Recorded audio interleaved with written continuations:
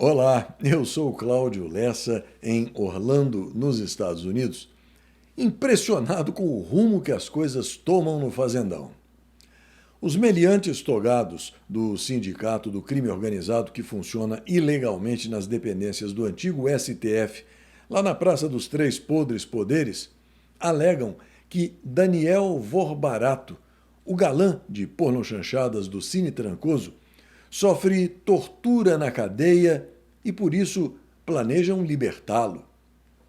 É inacreditável. O sujeito comprou metade da República, fabricou um rombo financeiro ciclópico com a quebra da arapuca bancária que ele montou e ainda pode ser libertado? Mas não se surpreenda se ele ganhar a rua. Ele pode facilmente abrir a porta da gaiola se ameaçar revelar os nomes dos 90 felizardos que usaram o cartão de crédito ilimitado que o vigarista disfarçado de banqueiro deu a eles. Possivelmente alguns aí da foto, hein? Hoje, 21 de julho de 2026, é o dia do cosplay, o dia do garimpeiro, o dia do dançarino de salão e o dia dos mortos da Marinha.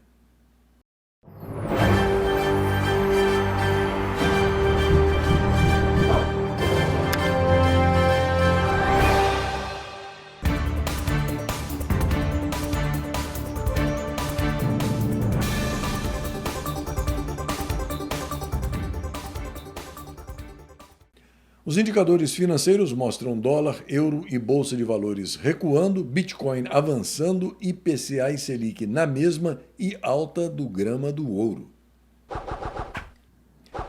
A Gazeta Brasil traz a notícia de que a Polícia Federal intimou o senador petralha carioca baiano Jacques Master, ex-líder do desgoverno Petralha de Ocupação no Senado, para prestar depoimento sobre o envolvimento dele no caso do Bando Master. O interrogatório está marcado para o dia 7 de agosto. Jacques Master foi alvo no dia 18 de junho da 9ª fase da Operação Compliance Zero. A Polícia Federal aponta que o Petralha recebeu vantagens de familiares, pessoas de confiança e estruturas societárias ligadas ao banco de Daniel Vorcaro. Entre os benefícios estão caronas em jatinhos privados, ingressos para shows no exterior e um imóvel em Salvador avaliado em R$ 2.500.000. A investigação também apura o envolvimento de Jacques Master com Augusto Lima, ex-sócio do Bando Master e, segundo a PF, responsável pelas operações financeiras e pelo envio de benefícios ao Petralha carioca baiano. Na Gazeta Brasil, a informação de que a Polícia Federal cumpriu hoje um mandado de busca e apreensão no Distrito Federal relacionado à Operação Sem Desconto, que investiga um esquema nacional de descontos indevidos em aposentadorias e pensões do INSS. Durante a ação, pelo menos 3 veículos de luxo atribuídos a Antônio Carlos Camilo Antunes, conhecido como o Careca do INSS, foram apreendidos em uma garagem no DF. Os carros recolhidos são uma BMW M5, um Audi R8 V10 e um Chevrolet Opala Diplomata, este último um modelo fabricado até os anos 1990 e bastante valorizado por colecionadores. O Audi vale de 700 mil a 2 milhões de reais. A BMW vale de 250 a 750 mil reais. E o preço do Opala Diplomata varia de 49 mil a 100 mil reais. O mandado foi autorizado pelo relator do inquérito no Sindicato do Crime Organizado, que é terrivelmente crente do pé quente. A Polícia Federal informou que tomou conhecimento da existência dos veículos durante as investigações, descobrindo que eles estavam escondidos em vagas privativas de um edifício. Segundo a corporação, a ação visa descapitalizar o investigado Careca do INSS, apontado como um dos principais atores do esquema criminoso. Eu agora quero abrir um pequeno espaço aqui para relembrar de algo que aconteceu comigo quando eu ainda morava em Brasília e fui chamado a explicar minhas opiniões na Gestapo Federal. Afinal, você sabe, ter opinião no Fazendão é crime, especialmente se a opinião não for do agrado da quadrilha que fraudou a eleição de 22. Enfim, durante a leitura do script de perguntas enviado pelo Sindicato do Crime Organizado para o delegado que me recebeu com muita cortesia, me foi perguntado se eu tinha algum objetivo ou desejo ou pretendia agir de alguma forma no sentido de prejudicar fisicamente os meliantes togados que integram o Sindicato do Crime. Sentindo compaixão pelo delegado e o papel ridículo que ele se prestava a fazer, eu apenas dei um pequeno sorriso e disse a ele que não precisava de fazer nada disso. Como espírita, eu apenas observava que eles mesmos, os integrantes do Sindicato do Crime Organizado, que funciona ilegalmente nas dependências do antigo STF na Praça dos Três Poderes, estavam cavando, entusiasmados, os seus próprios buracos. Eles estavam prejudicando a si mesmos e nada fazia com que eles parassem. A mim, só restava pedir a Deus que iluminasse aqueles pobres diabos para que eles tomassem consciência do mal que estavam fazendo e dessem um jeito de parar e consertar os estragos causados. Eu estou contando isso para você porque a notícia ao lado demonstra que esses espíritos trevosos continuam agindo sem se importar com o dia de amanhã, que vai chegar e vai cobrar cada crime praticado com juros extorsivos e uma correção monetária pesadíssima. O Fecaloma Petralha insepulto encachaçado e o desgoverno Petralha de ocupação que ele e a quadrilha dele comandam, descumpriram uma liminar e uma jovem com leucemia que esperava por um remédio do Sistema Único de Saúde acabou morrendo porque o remédio nunca chegou. Como se não bastassem as vigarices desses canalhas que prejudicam as finanças de todos, intimidam e atormentam boa parte dos cidadãos de bem, essa gangue imunda tem também sangue nas mãos, desde Celso Daniel, passando por Clesão e outros, e agora essa moça. E eles não se importam nem um pouco com isso. Mas o dia dessa turma vai chegar. O que é dela está guardado, sem a menor dúvida. Que Deus, no alto de sua misericórdia infinita, tenha piedade deles, porque por aqui só quem tem pena é galinha.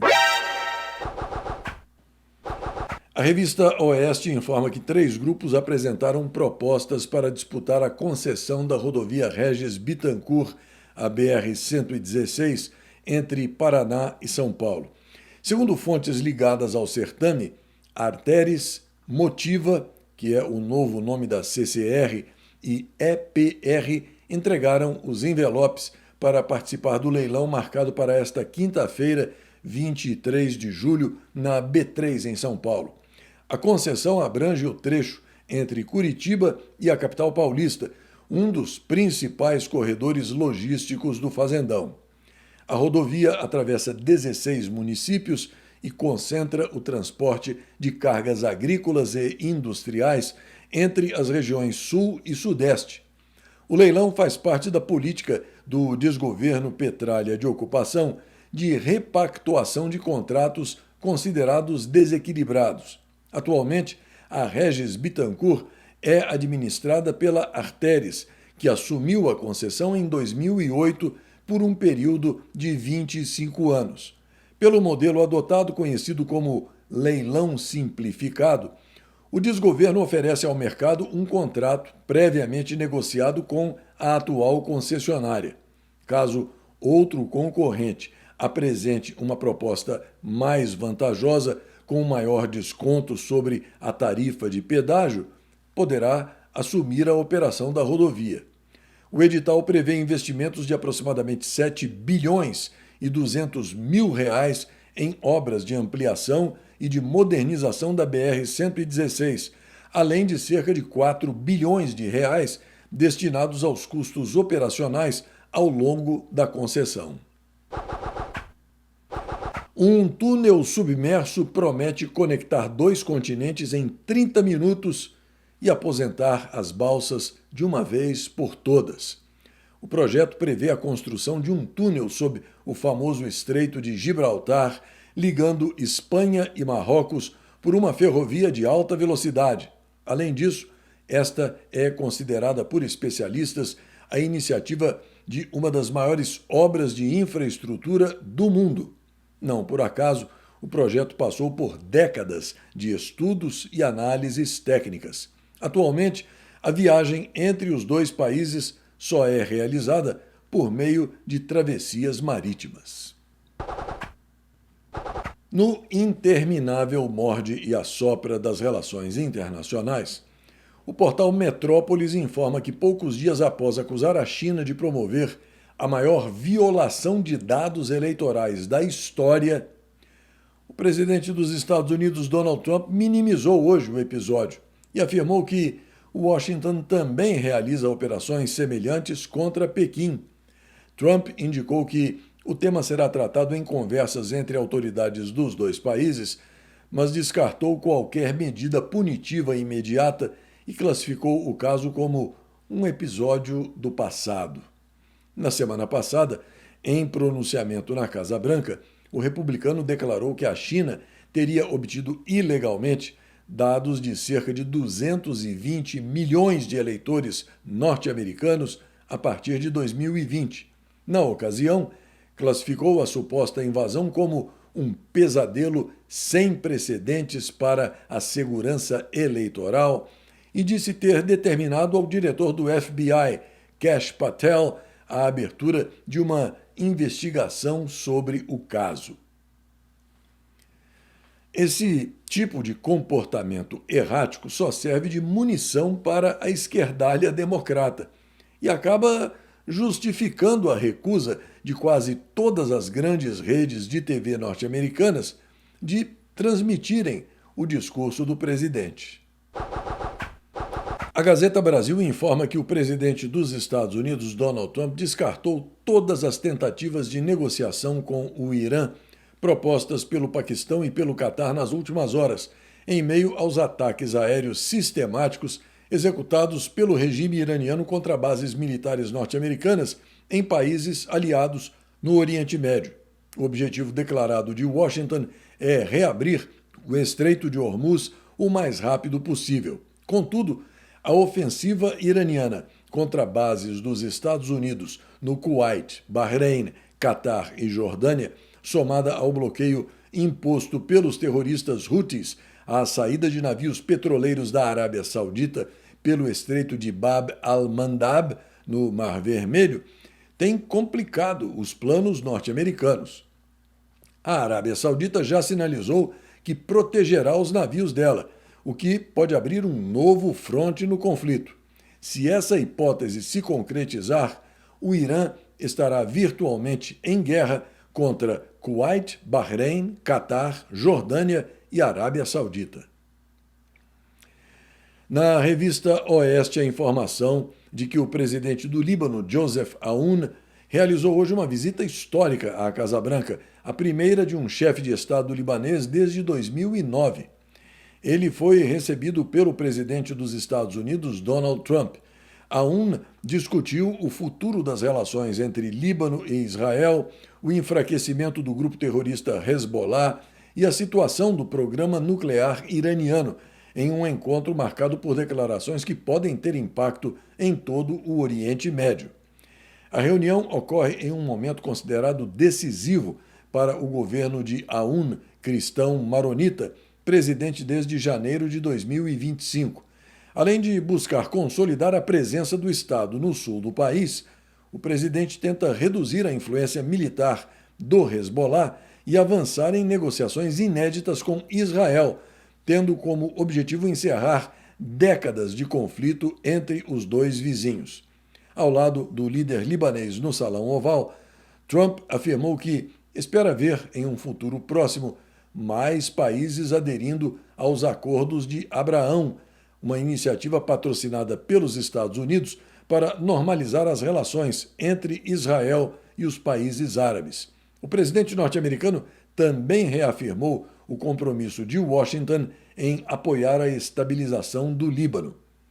Questionado sobre a possibilidade de dialogar diretamente com o Hezbollah, grupo terrorista apoiado pelo Irã, Trump respondeu que aceitaria fazê-lo caso esse fosse um pedido do presidente libanês.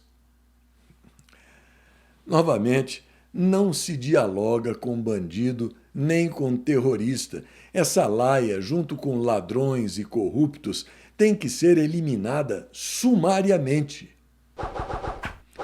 No Space Liberdade, a informação de que a França, na tarde de hoje, aprovou a proibição de redes sociais para os menores de 15 anos.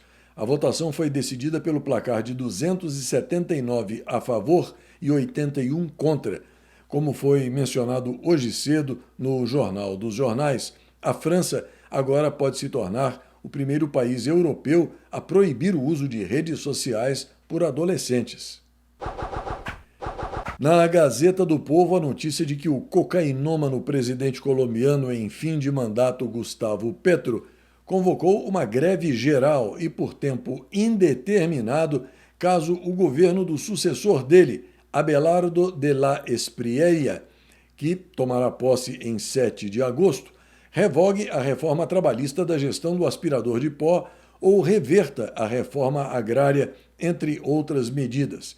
Espriella tem sinalizado que pretende rever normas aprovadas durante o mandato do cocainômano Petro, alegando que elas afetam a geração de empregos e a competitividade da Colômbia. A revista Oeste informa que o secretário de Estado norte-americano Marco Rubio criticou hoje a decisão do patético dinossauro ditador da Nicarágua, Daniel Ortega, de cancelar a eleição presidencial prevista para 2027. Em publicação na rede social X, Rubio afirmou que o governo de Donald Trump e a comunidade internacional não permanecerão inertes diante do avanço do regime nicaragüense. Rubio também declarou que a Nicarágua apresenta uma ameaça à segurança nacional dos Estados Unidos e afirmou que a decisão de eliminar as eleições demonstra covardia e o receio de Ortega diante da vontade da população nicaragüense. No último domingo, o dinossauro Daniel Ortega anunciou que não realizará a eleição presidencial prevista para novembro de 27. Durante um evento em comemoração ao aniversário da Revolução Sandinista, o ditador afirmou que impedirá o retorno da oposição ao poder e acusou os adversários de atuarem em conjunto com os Estados Unidos para reverter as mudanças promovidas pelo governo dele.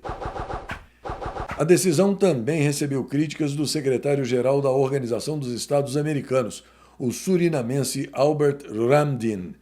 Em publicação nas redes sociais, Ramdin afirmou que o regime nicaragüense abandonou a democracia, inclusive a aparência dela, e declarou que o fim das eleições retira da população o direito de escolher seus governantes.